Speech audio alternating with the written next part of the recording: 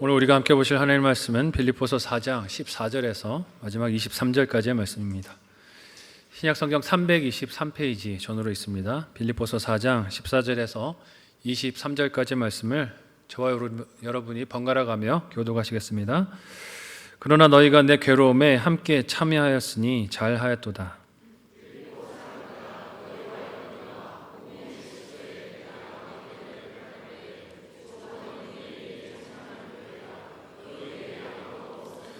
데살로니가에 있을 때에도 너희가 한 번뿐 아니라 두 번이나 나의 쓸 것을 보내었도다.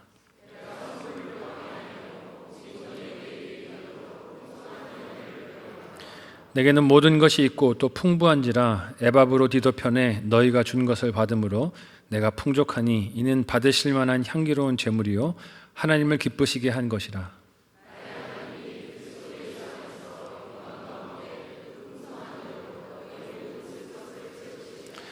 하나님 곧 우리 아버지께 세세 무궁하도록 영광을 돌릴지어다. 아멘.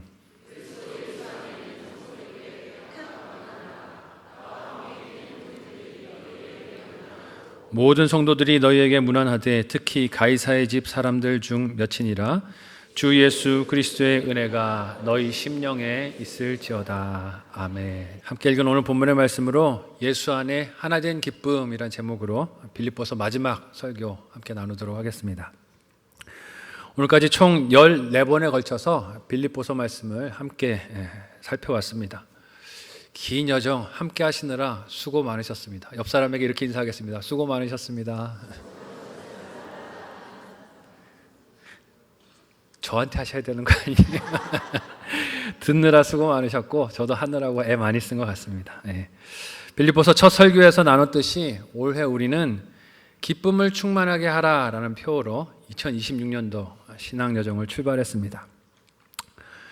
그 기쁨은 상황이나 환경이 내가 원하는 대로 이루어지는 조건에 따라서 있거나 없는 기쁨이 아니었죠. 빌립보서를 함께 살피면서 나눴지만 그런 조건에 따라서 있고 없고 사라지는 그런 기쁨은 예수를 믿지 않아도 누구나 또 느끼고 원하고 자랑하기를 원하는 기쁨일 것입니다. 그런 기쁨은 당장 보기에는 좋아 보입니다. 남들에게 부러움을 살 수도 있습니다. 하지만 그런 기쁨은 곧 사라지는 안개와도 같은 기쁨이죠. 바울이 누린 기쁨은 예수님께서 그의 제자들에게 너희에게 충만할 것이다 라고 약속하셨던 기쁨이기도 합니다. 요한복음 15장 10절에서 11절까지의 말씀을 우리 같이 한 목소리로 읽어보도록 하겠습니다. 같이 읽습니다. 시작. 내가 아버지의 계명을 지켜 그의 사랑 안에 거하는 것 같이 너희도 내 계명을 지키면 내 사랑 안에 거하리라. 내가 이것을 너희에게 이름은 내 기쁨이 너희 안에 있어 너희 기쁨을 충만하게 하려 함이라. 예수님께서 이 말씀을 제자들에게 가르치셨을 때에는 자신이 받으실 십자가 고난과 죽음을 알리시던 때였습니다. 사실 제자들은 예수님의 가르침을 표면적으로만 들으면 어땠을까요? 너무 두렵고 떨렸을 거예요. 함께 했던 선생님께서 지금 떠나가시겠다라고 말씀하시니 두렵고 염려가 되지 않겠습니까? 그런데 예수님은 이 십자가 죽음을 가르치시면서 내 마음에 뭐가 충만하다 그러셨어요? 기쁨이 충만하다라고 하셨어요. 그 이유가 무엇이었습니까? 그것이 하나님께서 예수님께 주신 사명에 순종하는 사랑을 표현하는 방법이었기 때문이죠. 하나님을 사랑하는 길이니 내 안에는 기쁨이 충만하다라고 하셨습니다. 바울도 이런 예수님의 사랑을 그의 회심과 사역 속에서 경험했고 그의 모든 형편과 상황 속에서도 그 예수님의 사랑 안에 있었기 때문에 기쁨이 변함없이 일정하고 충만했어요. 그러니 복음을 전하다가 로마의 감옥에 갇혀 있어도 기뻐했습니다.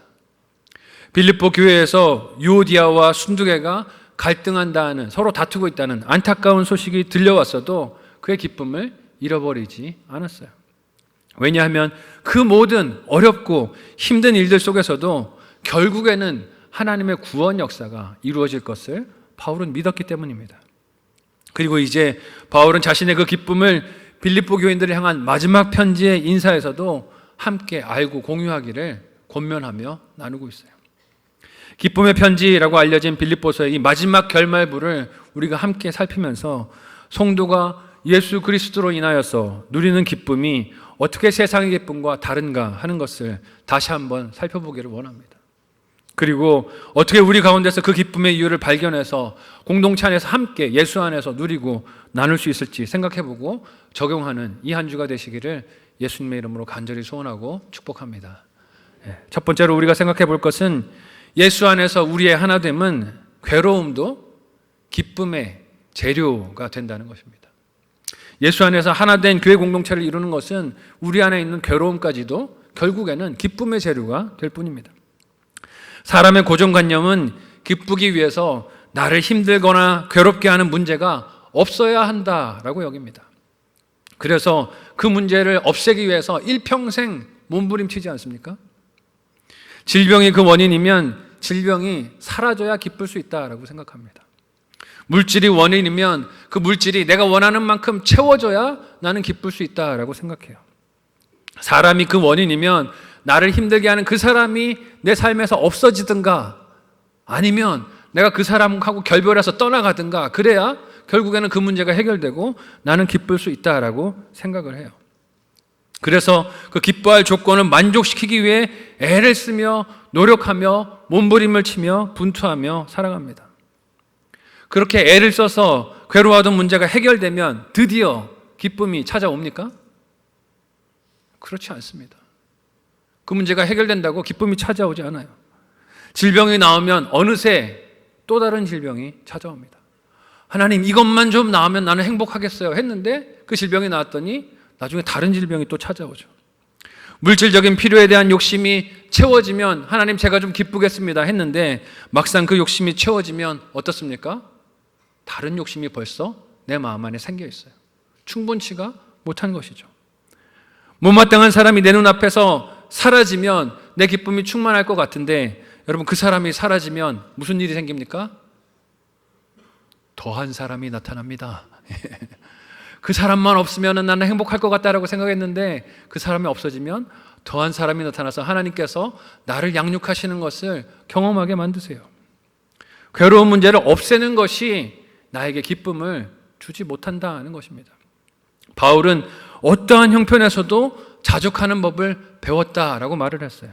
그러나 그것이 궁핍한 환경이나 지금 감옥 안에 갇혀있는 감금 생활이 전혀 괴롭지 않거나 힘들지 않다는 뜻은 아닙니다. 감옥이란 환경, 그리고 사랑하는 교회 공동체의 지체들이 서로 갈등하면서 다툰다라는 소식은 분명히 바울에게도 괴롭고 힘든 일이었을 거예요. 그렇지만 바울은 자신에게 능력을 주시는 예수 안에 있었기 때문에 그 모든 환경에서도 인내하며 견디고 기뻐할 수 있었습니다. 빌립보서 4장 13절의 말씀을 우리 같이 한 목소리로 읽어보도록 하겠습니다. 함께 읽습니다. 시작. 내게 능력 주시는 자 안에서 내가 모든 것을 할 수 있느니라. 아멘. 바울이 여기서 할 수 있다라고 말한 모든 것이 무엇입니까? 어떤 괴로운 문제를 만나도 그 속에서 기쁨을 빼앗기지 않는 것을 뜻합니다. 이게 바울이 말하는 모든 것을 할 수 있다는 것이에요. 그런데 바울의 말을 꼬인 마음으로 듣게 되면 어떻게 되겠습니까? 마치 빌립보 교인들이 바울에게 보낸 이 금전적인 후원을 바울이 그다지 고맙게 여기지 않는다라는 말로 들을 수도 있을 겁니다. 나는 어디서나 자족하는 법을 배웠다. 너희가 준 것이 나의 기쁨의 본질이 아니다 라고 말하면 꼬인 마음은 내가 이렇게 헌신을 했는데 고마워하지 않네 하는 생각으로 그 말을 들을 수도 있는 것이죠. 하지만 바울이 빌립보 교인들에게 자족의 신앙을 말했던 것은 그들의 후원이 고맙지 않다는 뜻이 아니에요. 다만 그들이 보내준 물질적인 후원이 바울에게 없었던 기쁨이 생기게 한 것이 아니라 나는 예수로 인해서 늘 기뻤는데 그 기쁨이 너희 헌신을 통해서 더 커졌다라는 것을 나타내기를 원한 거죠. 왜냐하면 바울의 기쁨은 오직 예수 그리스도라는 것을 빌립보 교인들이 잘 기억하고 알기를 원했기 때문입니다. 그래도 바울은 빌립보 교인들이 자신을 생각하며 후원해 준 그 후원과 사랑을 자신이 하찮게 여기는 줄로 오해하지 않기를 원했을 것입니다.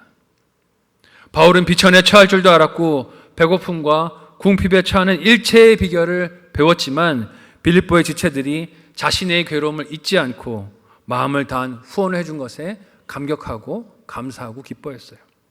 그 마음을 오늘 본문 속에서는 이런 말로 표현하고 있습니다. 함께 14절에서 16절의 말씀을 같이 한 목소리로 읽어보겠습니다. 함께 읽습니다. 시작. 그러나 너희가 내 괴로움에 함께 참여하였으니 잘하였도다.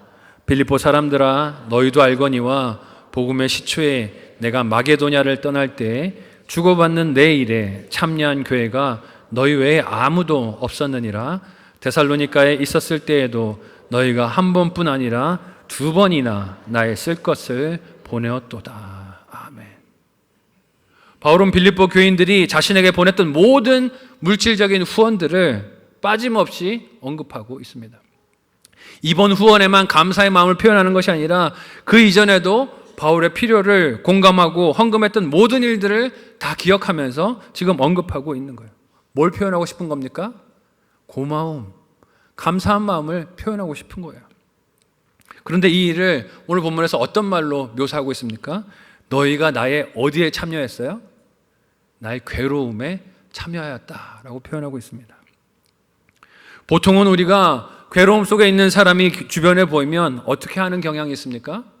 힘들고 괴로워하는 사람이 주변에 보이면 그 주변에서 슬그머니 자리를 옮길 때가 있습니다. 되게 많지요.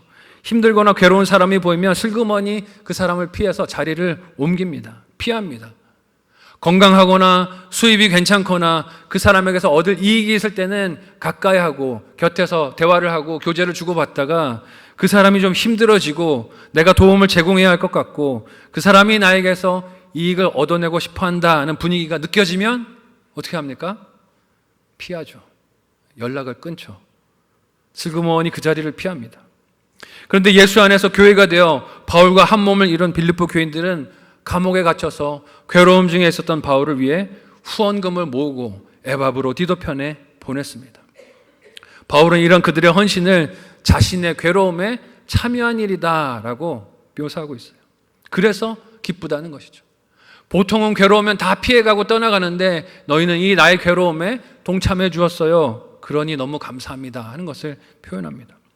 물론 빌립보 교회들의 후원금이 바울의 투옥 생활 중에서 경제적으로 어려웠던 그의 형편을 낫게 해주는 측면도 있었을 겁니다. 요긴한 보탬이 되었을 거예요.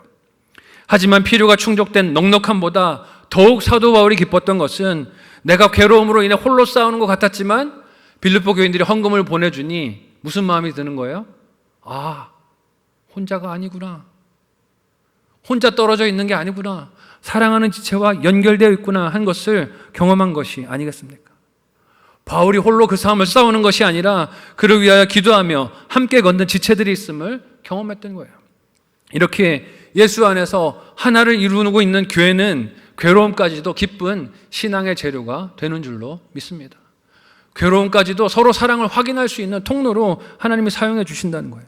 왜냐하면 그 괴로움 때문에 서로 사랑하는 것을, 서로 연결되어 있는 것을, 서로를 위하여 기도하는 것을, 서로가 한 길을 걸어가는 동역자라는 것을 알게 되기 때문입니다. 또한 바울은 빌립보 교인들의 후원이 담고 있는 가치를, 어떤 가치를 바라보면서 기뻐합니까? 함께 오늘 보면 17절에서 18절의 말씀을 같이 한 목소리로 읽어보도록 하겠습니다. 같이 읽습니다. 시작. 내가 선물을 구함이 아니요 오직 너희에게 유익하도록 풍성한 열매를 구함이라. 내게는 모든 것이 있고 또 풍부한지라. 에바브로 디도편에 너희가 준 것을 받음으로 내가 풍족하니 이는 받으실 만한 향기로운 제물이요 하나님을 기쁘시게 한 것이라. 아멘. 사도 바울은 빌립보 교인들이 자신에게 보내준 이 후원이 단지 자신에게만 유익했기 때문에 기쁘다라고 말하지 않아요. 왜냐하면 그들이 후원을 보낸 이 헌신은 하나님께서 그들의 신앙 여정에서 보기 원하시는 풍성한 열매를 얻게 하는 일이기 때문에 바울도 기쁘다라고 합니다. 바울만이 그 후원으로 인해서 유익을 얻는 것이 아니라 누구도 지금 유익을 얻는다는 거예요? 빌립보 교인들, 헌금한 빌립보 교인들도 이 일로 유익을 얻는다는 것이에요. 빌립보 교인들도 그 후원으로 얻는 유익이 크다는 것입니다. 그 유익이 무엇이라고 합니까? 표면적으로는 그들이 고통 중에 있는, 괴로움 중에 있는 바울을 생각해서 염려하는 마음으로 헌금을 보낸 것 같지만 실상은 그것이 누가 받으실 만한 향기로운 제물이에요? 하나님이 받으실 만한 향기로운 제물이고, 누구를 기쁘시게 한 일이라고 합니까? 하나님을, 내가 기쁜 것보다 하나님을 기쁘시게 한 일이라는 것이에요. 여러분, 우리 인생에 이것보다 더 기쁘고 영광스러운 일이 어디 있겠습니까? 예수 안에서 하나됨을 이루니 괴로움도 하나님께 드릴 것이 있는 삶이 됩니다. 하나님을 기쁘시게 하는 일을 할 수 있는 통로가 되는 것을 보게 돼요. 바울이 자신에게 후원한 빌립보 교인들에게 그것이 하나님을 향한 일이자 하나님의 기쁨이라고 말할 수 있는 근거가 무엇일까요? 왜 자신에게 헌금을 한 것인데 이것이 하나님을 기쁘시게 한 일이라고 담대하게 말할 수 있었던 것일까요? 마태복음 25장 40절의 말씀을 우리 같이 한 목소리로 읽어보도록 하겠습니다. 같이 읽습니다. 시작. 임금이 대답하여 이르시되 내가 진실로 너희에게 이르노니 너희가 여기 내 형제 중에 지극히 작은 자 하나에게 한 것이 곧 내게 한 것이니라 하시고. 아멘. 여러분, 이 말씀은요, 예수님께서 제자들에게 비유로 말씀하셨던 마지막 심판, 최후의 심판의 비유의 모습이라 할 수 있어요. 뭐라고 말씀하셨어요?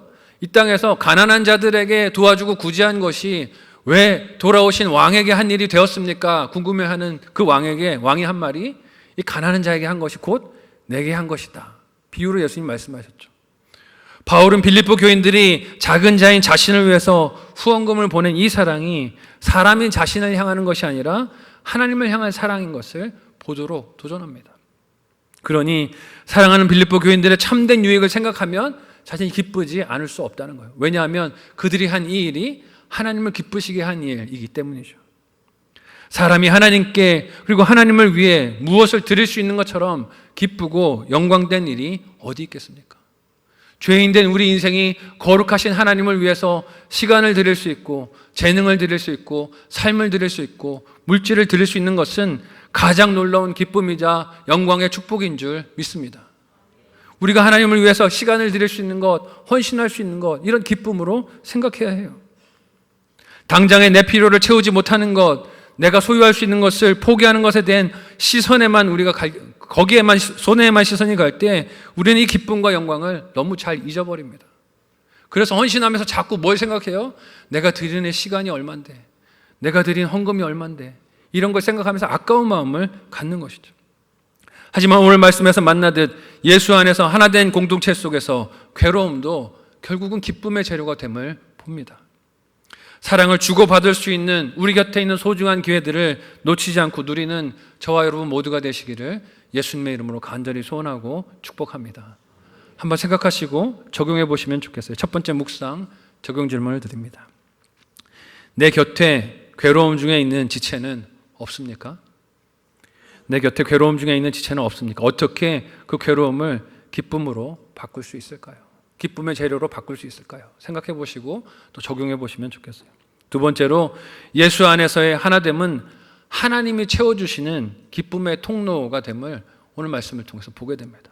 예수 안에서 우리가 하나 되는 것은 그 가운데 하나님이 채워주시는 기쁨이 넘치게 되는 통로가 되는 것을 봐요. 우리가 괴로움 중에 있는 지체들에게 가까이 못하거나 돕는 손길을 내밀지 못하는 이유가 무엇입니까? 많은 경우에 이런 생각을 하기 때문이에요. 낯설 것도 모자란데, 낯설 것도 모자란데 내가 누구한테 뭘 나눠주나, 내가 쓸 것에 대한 부족함, 내가 쓸 것에 대한 모자람에 대한 염려와 두려움 때문에 손을 펼치지 못하는 것 아닙니까? 그 사람을 돕다가 나까지 힘든 형편이 될까 봐, 힘든 감정을 가지고 있는 사람을 만났다가 나까지 마음이 부정적이 되고 낙심이 되고 괴로울까 봐 손을 펼치지 못합니다. 만남을 가지지 못해요. 두려움의 마음과 생각이 사로잡히면 어떤 나눔도, 어떤 구제도, 어떤 후원도, 어떤 사랑의 만남도 할 수 없어요. 내 손에 쥐고 빼앗기지 않으려고, 잃지 않으려고 몸부림을 치면 그럴 수밖에 없습니다. 하지만 그런다고 내가 움켜쥐고 있는 것이 지켜집니까? 지켜지지 않아요. 예수님은 자신을 위하여 쌓아두고 손을 펼치지 않으면서 욕심을 부리는 것이 그 움켜쥔 것을 지키지 못한다라고 경고하셨습니다. 마태복음 6장 19절에서 21절의 말씀을 우리가 참 목소리로 읽어보도록 하겠습니다. 함께 읽습니다. 시작. 너희를 위하여 보물을 땅에 쌓아두지 말라. 거기는 좀과 동록이 해하며 도둑이 구멍을 뚫고 도적질하느니라. 오직 너희를 위하여 보물을 하늘에 쌓아두라. 거기는 좀이나 동록이 해하지 못하며 도둑이 구멍을 뚫지도 못하고 도둑질도 못하느니라. 내 보물이 있는 그곳에는 내 마음도 있느니라. 아멘. 여러분, 이 말씀에서 예수님이 말씀하신 보물을 하늘에 쌓아두는 일이 무엇입니까? 나눠주는 거죠. 구제하는 것. 빌립보 교인들과 같이 복음을 위해서 물질을 사용하는 것입니다. 괴로움 중에 있는 지체의 고통에 동참하는 것이에요. 다른 이들의 필요를 생각해 내가 쓸 수 있는 것을 나누는 것이 보물을 하늘에 쌓는 것 아니겠습니까? 우리가 머리로는 이걸 잘 압니다. 그런데 어디로 못 내려옵니까? 손과 발로 못 내려오죠. 바울은 빌립보 교인들의 이와 같은 헌신의 결정이 어떤 기쁨을 만나게 될 것이라고 확신 가운데 고백합니까? 함께 오늘 본문의 19절에서 20절을 같이 한 목소리로 읽어보도록 하겠습니다. 같이 읽습니다. 시작. 나의 하나님이 그리스도 예수 안에서 영광 가운데 그 풍성한 대로 너희 모든 쓸 것을 채우시리라. 하나님 곧 우리 아버지께 세세 무궁하도록 영광을 돌릴지어다. 아멘. 바울은 빌립보 교인들이 자신을 위해서 후원금을 모아서 보내준 것이 그들의 모든 쓸 것을 채우시는 하나님을 만날 것을 확신하고 고백해요. 근데 여러분, 여기서 하나님이 세워주신다는, 모든 쓸 것을 채워주신다라는 말의 뜻이 무엇일까요? 마치 요즘 많은 사람들 사이에서 유행하고 있는 주식 투자처럼 좋은 종목에 투자하셨으니 많은 이익을 낼 것입니다, 이런 뜻일까요? 사람에게는 이 말씀을 그렇게 해석하고 싶은 욕심이 있을 겁니다. 그래서 만일 사도 바울을 위해서 후원하는 일에 10만 원을 투자했다면 우리 좋아하듯이 30배, 60배, 100배, 그럼 얼마입니까? 10만 원만 했어도 벌써 단위가 달라지잖아요. 와, 하나님이 이렇게 채워주신다라는 뜻일까요? 물질적인 풍요로 갚아주실 것을 하나님이 말씀하시는 것일까요? 그것이 과연 하나님이 우리의 모든 쓸 것을 채워주시는 방법을 말하는 것일까요? 바울이 말한 빌립보 교인들의 모든 쓸 것을 하나님께서 예수 안에서 그 영광 가운데 풍성한 대로 채우신다라는 것은 이렇게 사람들이 보는 숫자나 눈에 보이는 양의 차이로 느껴지는 보상을 말하는 것은 아닐 것입니다. 물론 하나님께서 빌립보 교인들의 삶에서 필요한 물질적인 필요를 채워주시는 은혜도 베푸시겠지만 지금까지 빌립보서가 쓰여왔던 주제들을, 맥락을 생각해야 돼요. 그 내용을 생각하면 어떻습니까? 그 내용을 다시 생각해 보면 하나님께서 채워주시는 것은 사람이 눈으로 보고 계산할 수 있는 양의 물질이 아니라는 것을 알 수 있어요. 왜냐하면 욕심에 사로잡혀 있는 사람의 눈에는 만족함이 있습니까? 없습니까? 만족함이 없죠. 10만 원을 심어서 하나님께서 30배, 60배, 100배로 돌려주시면 하나님 감사합니다, 그렇게 말합니까? 아니에요. 하나님 이거보다 좀 더 주셔야 되는 거 아닙니까? 사람 마음은 그렇습니다. 내가 심은 것이 더하다는 생각을 하죠. 만족함이 없습니다. 그렇다면 하나님께서 모든 쓸 것을 채우신다라는 것은 도대체 무엇을 채워주신다는 것일까요? 그것은 어떠한 소유나 돈의 양이 아니라 그 모든 것의 공급자가 되시며 자족하는 능력이 되시는 하나님 자체인 줄로 믿습니다.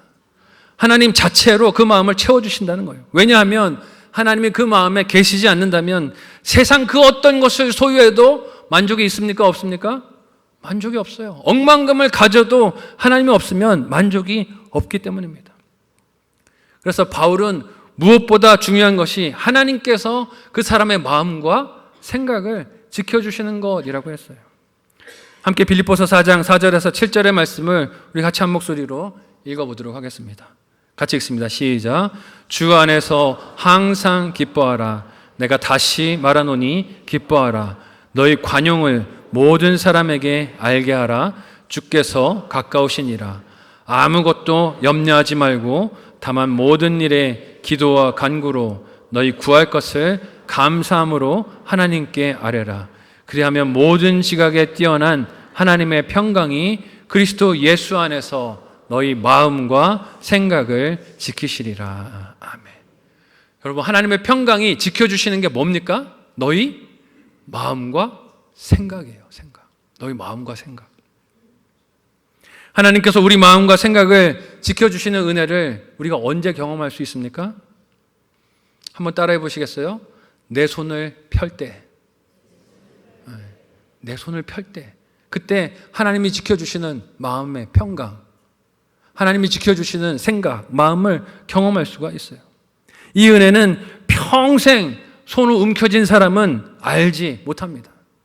왜냐하면 그는 그 하나님이 그 마음에 채워주시려는 기쁨의 통로를 지금 자기 욕심으로 틀어막고 있기 때문이죠. 그러면서 자신의 채울 수 없는 욕심을 채울 수 있는 방법이 있다고, 그럴 만한 충분한 양을 만나게 될 것이라고 신기루를 쫓으면서 살아갑니다. 이만큼만 채워지면 하나님 저는 만족할게요. 그게 안 된다는 거예요. 하지만 그 삶에는 바울이 말하는 하나님이 그리스도 예수 안에서 풍성함으로 그 쓸 것을 채우시는 만족함이 평생 없어요. 손을 움켜쥐고 살면 그런 만족함은 있을 수가 없어요.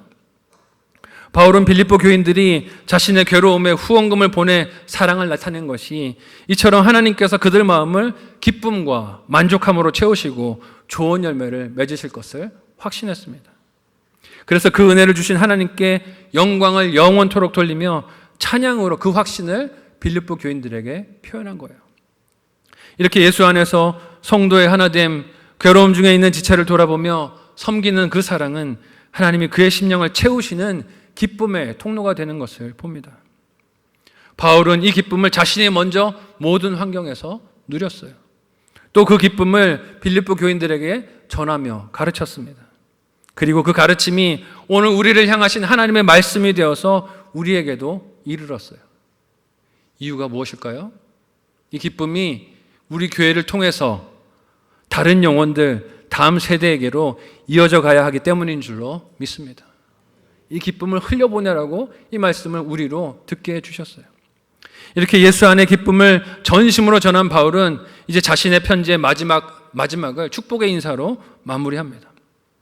우리가 이 마지막 인사를 살피면서 주의해야 할 것은 이 인사도 단지 형식적인 글의 마무리가 아니라 지금껏 바울이 빌립보서에서 강조한 주 안에서의 기쁨이 무엇인가 하는 것을 이 인사에 담고 있다는 것이에요. 함께 마지막 21절에서 23절을 같이 한 목소리로 읽어보도록 하겠습니다. 함께 읽습니다. 시작. 그리스도 예수 안에 있는 성도에게 각각 문안하라. 나와 함께 있는 형제들이 너희에게 문안하고 모든 성도들이 너희에게 문안하되 특히 가이사의 집 사람들 중에 몇이니라. 주 예수 그리스도의 은혜가 너희 심령에 있을지어다. 아멘. 바울은 자신의 괴로움에 참여해준 빌립보 교회의 모든 지체들, 예수 그리스도 안에 있는 성도에게 문안할 것을 당부합니다. 여러분, 이 문안이라는 말의 뜻이 무엇입니까?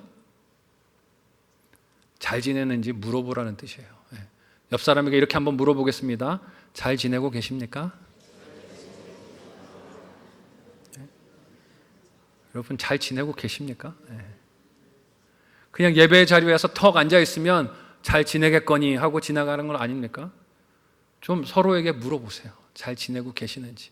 목장 예배에 가셔서 잘 지내고 계시는지 지체들에게 물어보시고 가족들에게도 안부를 물어보세요.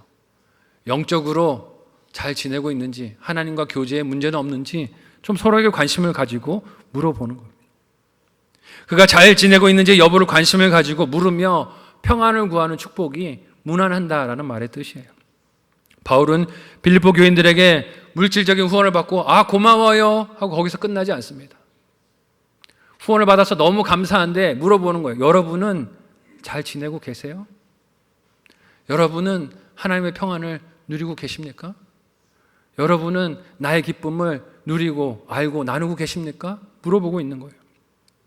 그들의 영혼 문제에 관심을 가지고 자신이 예수 안에서 누리고 그리고 나누고 있는 이 기쁨을 그들도 누리고 나누고 있는지 마지막 인사의 문안으로 물어보고 있는 것이죠. 바울은 예수 그리스도 안에 있을 때에만, 그리고 그 은혜로만 구원받은 성도로 불릴 수 있기에 이런 은혜를 입은 빌립보 교인들이 잘 지내고 있는지 영적 상태를 물어 안부를 묻습니다. 특히 그 안부 인사에는 바울 한 사람만 인사를 전하는 것이 아니라 바울 곁에서 함께 동역하고 있는 동역자들도 당신들의 안부를 궁금해합니다 라고 묻고 있어요. 공동체의 하나됨을 보여주고 있는 거죠. 나 한 사람만이 궁금한 게 아니라 내 곁에 있는 형제 자매들, 지체들이 다 여러분의 안부를 궁금해합니다. 묻는 거죠. 그리고 바울은 이 문안 인사를 하며 빌립보 교회 교인들 중에서 가이사의 집 사람들 중에 몇을 특정해서 언급합니다.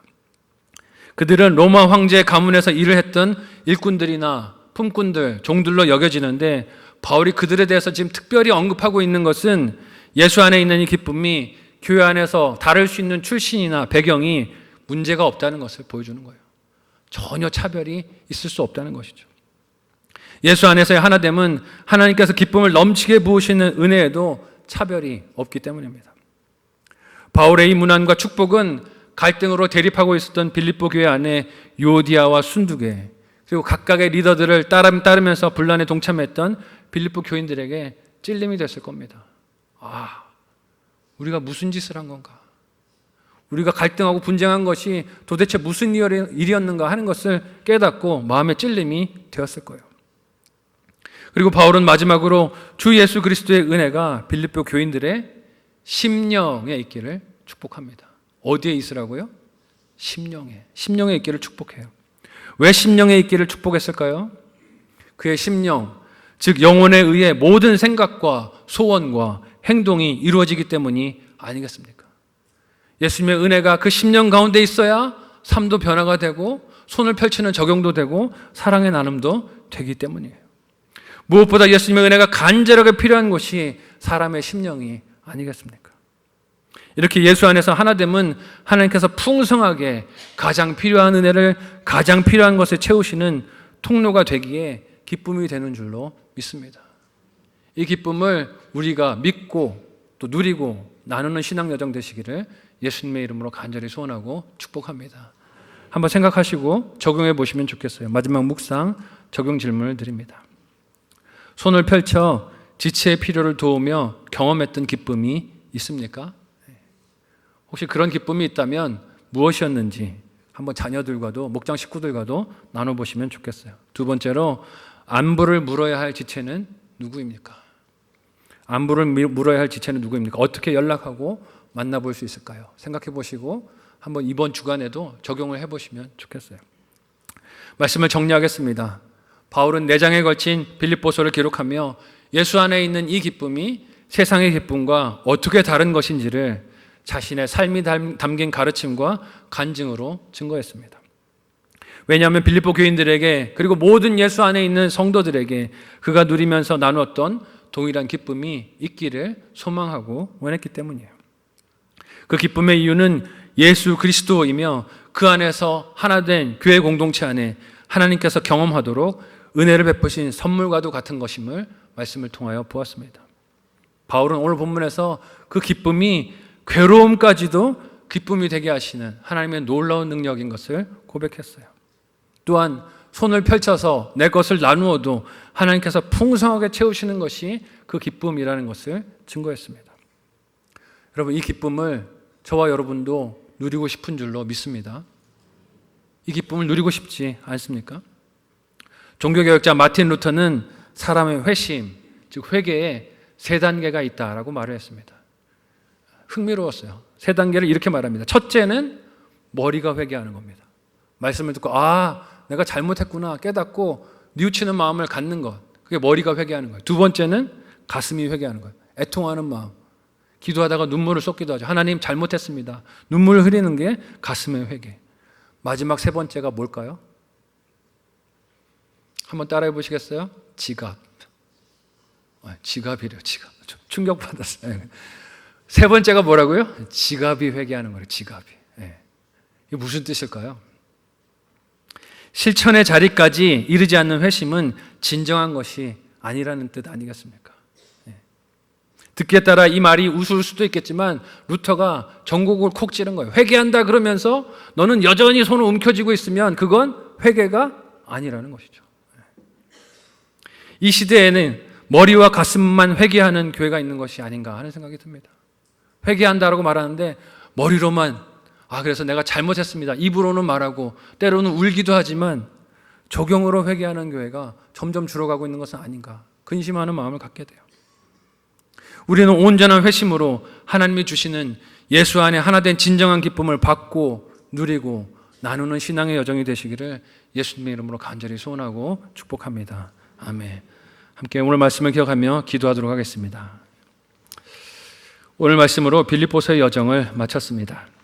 우리 안에 예수로 인한 그리고 그 안에 하나됨으로 인한 기쁨이 있습니까? 기쁨이 없다, 영혼이 메말랐다 하지만 말은 그렇게 하지만 내 필요와 고난만 보고 있는 것은 아닙니까? 예수 안에 하나된 공동체는 괴로움도 기쁨의 재료가 됨을 오늘 말씀을 통해서 봅니다. 또한 손을 펼쳐서 나누어도 하나님이 그것을 더욱 풍성하게 채우시는 풍성한 기쁨이 넘치는 것이 진정한 성도의 기쁨임을 봅니다. 우리 가정과 교회가 그런 기쁨이 충만한 예수 안에 하나된 곳이 공동체가 될 수 있도록 하나님 은혜를 허락하여 달라고 간절한 마음으로 합심해서 함께 기도하겠습니다. 하나님 은혜를 감사합니다. 그동안 빌립보서 말씀을 함께 살피며 하나님께서 우리에게 주시는 예수 그리스도로 인한 거룩한 기쁨이 무엇인지를 알게 하여 주시니 감사합니다. 이 거룩한 기쁨을 우리가 알고 믿고 누리고 나누는 인생이 될 수 있도록 도와주시옵소서. 빌립보 교회 성도들이 힘들고 어려운 중에도 감옥에 갇혀있는 바울을 기억하며 손을 내밀어 사랑을 보내고 하나님 그 가운데서 하나님이 주신 기쁨을 배우게 되었듯 우리도 하나님 손을 펼쳐 하나님이 주시는 기쁨을 누리게 하여 주시고 나누는 인생이 될 수 있도록 인도하여 주옵소서. 하나님의 기쁨이 우리 가운데 충만케 하여 주셔서 우리를 보는 사람들마다 예수 그리스도를 궁금히 여기게 하여 주시고 주님 앞으로 초청하는 일에 우리의 삶과 신앙에 쓰임받도록 역사하여 주시옵소서. 감사하며 예수님의 이름으로 기도하옵나이다. 아멘. 하나님, 예수 그리스도께서 우리의 영원한 기쁨이 되어주시니 감사합니다. 세상 허망한 기쁨들을 찾아 이리저리 방황하지 않게 하여 주시고 영원한 기쁨 되신 예수 그리스도 안에서 그의 몸을 이루는 공동체 안에서 우리가 이 기쁨을 누리고 나누는 인생 되게 도와주시옵소서. 하나님, 우리의 움켜진 손을 펼치게 하여 주시고 사랑으로 서로를 섬기며 지체의 괴로움에 함께 동참하며 하나님께서 기뻐하시는 아름다운 사랑의 공동체 이루어가는 우리 성만교회 모든 교회와 성도들과 가정들 되게 도와주시옵소서. 감사하며 예수님의 이름으로 기도하옵나이다. 아멘.